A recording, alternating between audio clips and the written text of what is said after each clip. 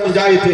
Doctor Iqbal ने कहा मेरे दोस्त अब्दुल्ला तेरी बात का जवाब मैं बाद में दूंगा, लेकिन पहले मैं तुझसे एक सवाल करता हूँ। डॉक्टर इकबाल ने अपने दोस्त से कहा था मेरे दोस्त जरा ये तो बता, अगर कोई शख्स माजूर हो, अपाहिज हो, जो बैसाखियों के सहारे से चलता हो, मेरे दोस्त जरा ये बता क्या वो अपनी बैसाखियां कभी अपने से दूर रखता है? क्या अपनी बैसाखियां वो अपने आप से जुदा रखता है? दोस्त ने कहा था नहीं, वो अपनी बैसाखियां अपने आप से दूर नहीं रखता है, अपनी बैसाखियों को अपने साथ रखता है, इसलिए कि पता नहीं कब बैसाखियों की जरूरत पड़ जाए। डॉक्टर इकबाल ने कहा था नादान तूने समझा ही नहीं है, ये कुरान हमारी बैसाखियां है, बैसाखियां। अरे सोच, जब भी मैं किसी मसले में उलझता हूँ, परेशान होता हूँ, कुरान खोजता हूँ, अल्लाह हर मसले का हल फरमा दिया करता है। हर मसले का हल मुझे कुरान में मिल जाता है। का बैसाखियां है। आज हमने कुरान को अपनी बैसाखी समझना बंद कर दिया, इसलिए हमारी रग़बत दीनी तालीम से दूर हो गई। आज हमारी इस तरफ तवज्जो नहीं है, हम बड़ी हिकारत की निगाह से देखते। बस आखिरी बात कहकर के मैं अपनी तकलीफ खत्म करूं प्यारे, ताकि आप इन हुफ्फाज का अदब और एहतराम जानो। ये हुफ्फाज है ना, ये माशाल्लाह दो बच्चों की फरागत भी हो रही है। कोई कितने बड़े ओहदे पर फाइज क्यों ना हो जाए, लेकिन जब वो रिटायर होता है तो उसके आगे क्या लग जाता है? अगर कोई अफसर हो, कोई प्रधानी मान लीजिए, प्रधानी चली जाए तो क्या होता है? पूर्व प्रधान, साबिक प्रधान, यही होता ना। किसी हाफिज के नाम के आगे भी साबिक लिखा हुआ देखा है? किसी कारी के नाम के आगे पूर्व लिखा हुआ देखा है? किसी आलिम के नाम के आगे भी लिखा हुआ देखा है? नहीं, इसलिए कि कुरान से जो अजमतें मिलती है, इज्जतें मिलती है, इंसान कब्र में भी चला जाए तभी वो इज्जतें खत्म नहीं होती। क्यों? इसलिए कि कुरान के बहुत सारे माने हैं, नाम हैं। बस आखिरी बात है, तवज्जो करना। कुरान के बहुत सारे नाम हैं, उनमें से एक नाम है कुरान मजीद। क्या? मजीद। इसके माने आपको पता क्या है? इसके माने आते हैं बुजुर्गी। क्या? बुजुर्गी के माने आते हैं अजमत वाला। कुरान मजीद को मजीद इसलिए कहा जाता है कि कुरान जब बैतुल मामूर से चला तभी तमाम किताबों से अफजल है। अब जरा तवज्जो करते जाना, गौर की तवज्जो है। कुरान जब बैतुल मामूर से चला तमाम किताबों से, जोर से बोलो, अफजल। जो जिब्रील फरिश्ता लेकर आया वो फरिश्ता तमाम फरिश्तों से अफजल। कुरान जिस हवा में आया वो हवा अफजल। कुरान जिस फजा में आया वो फजा अफजल। कुरान जिस महीने में आया वो महीना अफजल। कुरान जिस सीने में आया वो सीना अफजल। कुरान जिस मदीने में आया वो मदीना अफजल। कुरान जिस जमाने में आया वो जमाना अफजल। कुरान जिस काशाने पे आया वो काशाना अफजल। और कुरान जिस रात में आया वो रात तमाम रातों से अफजल। और कुरान जिस जात पर आया वो जात मोहम्मद रसूलुल्लाह की तमाम जातों से अफजल है। बेशक नारे तकबीर, नारे रिसालत, मसलके आला हजरत, फैजाने आला हजरत, फैजाने इल्मे दीने मुस्तफा, जश्ने दस्तार बंदी माशाअल्लाह। बड़ी तेजी के साथ कुरान जिस रात में आया वो रात तमाम रातों से लैलतुल क़द्र खैरुम मिन अल्फि शहर। बड़ा कुरान जिस रात में आया वो रात, जोर से बोलो यार, अफजल।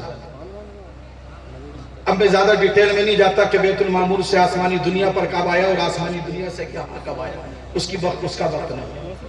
लेकिन जिस रात में आया वो रात हजार।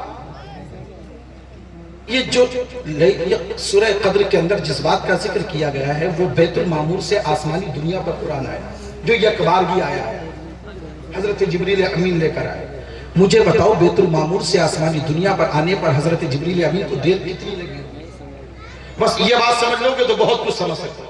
ये पूरी तकरीर का लुबे लुबाब है, कितनी देर लगी होगी यार हजरत जिब्रील अमीन को आने में। प्रैक्टिकल के तौर पर एक मिसाल से समझिएगा। जब हजरत यूसुफ अलैहिस्सलाम को उनके भाइयों ने कुएं में डाला था तो अल्लाह की तरफ से हुक्म हुआ जिब्रील जन्नत से जाओ, एक तख्त ले लो और यूसुफ के कुएं की तह तक पहुंचने से पहले ये जन्नत का तख्त वहां पहुंचा दो। اسپیڈ دیکھیے گا، رفتار دیکھیے گا حضرت جبریل امین کی۔ اب ادھر بھائیوں نے حضرت یوسف علیہ السلام کو کنویں میں ڈالا، ادھر حضرت جبریل امین حضرت یوسف علیہ السلام کے کنویں کی تہ میں پہنچنے سے پہلے وہاں جنت کا تخت لے کر کے آ جاتے ہیں۔ اب آؤ دوسری مثال سمجھو، حضرت ابراہیم علیہ السلام نے اپنے لگتے جگر اسماعیل علیہ السلام کو زمین پر لٹا دیا ہے، گردن پر چھری رکھتی ہے۔ ادھر اللہ نے فرمایا جبریل میرے پیغمبر ابراہیم کے چھری چلانے سے پہلے یہ جنت سے دمبا لے کر آ جاؤ۔ ابھی چھری گردن تلک پہنچی نہیں تھی، اس سے پہلے حضرت جبریل امین جنت سے دمبا لے کر کے آ گئے۔ اب ذرا مجھے بتاؤ، آپ نے رفتار کا اندازہ کر لیا ہوگا، آپ نے رفتار کا اندازہ کر لیا ہوگا کتنا وقت لگا ہوگا آنے میں۔ میں کہتا ہوں فرض کر لیجئے 1-2 منٹ ہی لگے ہوں گے، باقی تو وہاں سیکنڈ کا بھی معاملہ نہیں ہے۔ فرض کر لیجئے 1-2 منٹ لگے ہوں گے۔ پیارے اب آپ ذرا غور کیجئے گا، یہ رفتار ہے حضرت جبریل امین کی۔ اب قرآن جس رات میں آیا وہ رات 1000 مہینوں کی راتوں سے افضل ہے، وہ تمام راتوں سے افضل ہے۔ اب حضرت جبریل امین کو بیت المعمور سے آسمانی دنیا طلب یہ قرآن لانے میں دیر کتنی لگی ہوگی؟ فرض کر لو 1-2 منٹ۔ اب ذرا توجہ کرنا، جس رات کو قرآن سے 1-2 منٹ کی نسبت ہو جائے، وہ رات 1000 مہینوں کی راتوں سے افضل ہو جائے، تو جس سینے میں 50 سال تک قرآن محفوظ رہے، پھر اس حافظ قرآن کا مقام کیا ہوگا؟ جس رات کو قرآن سے 1-2 منٹ کی نسبت ہو جائے، وہ بھی فرض کر کے اس رات کا مقام یہ ہو جائے کہ وہ 1000 مہینوں کی راتوں سے افضل ہو جائے، تو جس سینے میں قرآن محفوظ رہا 50 سال تک، سوچئے گا پھر اس حافظ قرآن کا مقام اور مرتبہ کیا ہوگا۔ اپنے بچوں کو دینی تعلیم کی طرف راغب کرو، اس لیے کہ میرے مصطفیٰ نے فرمایا تھا قیامت کی نشانیوں میں سب سے پہلی نشانی علم کا اٹھ جانا ہے۔ آج پورا زمانہ قرآن کو مٹانے کی کوشش کر رہا ہے، لیکن شاید وہ یہ بھول چکے ہیں دیا روشن ہوا غار ہرا سے اس کی عظمت کا، یہ محراب حرم اور عرش کے زینوں پہ لکھا ہے، سیاسی نفرتوں کی آگ کیا جلائے گی اسے، یہ قرآن کاغذ پہ نہیں سینوں پہ لکھا ہے۔ اور میری وفا کے نشانات مٹانے والوں، میری وفا کے نشانات مٹانے والوں، شہر گلزار کو شمشان بنانے والوں، خدا نے سینوں میں محفوظ کر دیا قرآن، کتنے سینوں کو جلاؤ گے جلانے والوں۔ خدا نے سینوں میں محفوظ کر دیا قرآن، کتنے سینوں کو جلاؤ گے جلانے والوں۔ اللہ ہم سب کو ان باتوں پر عمل کی توفیق عطا فرمائے۔ استغفر اللہ ربی من کل ذنب و اتوب الیہ۔ ایک مرتبہ تمام حضرات کلمہ شریف پڑھ لیجئے، لا الہ الا اللہ محمد رسول اللہ صلی اللہ علیہ وسلم، آمین۔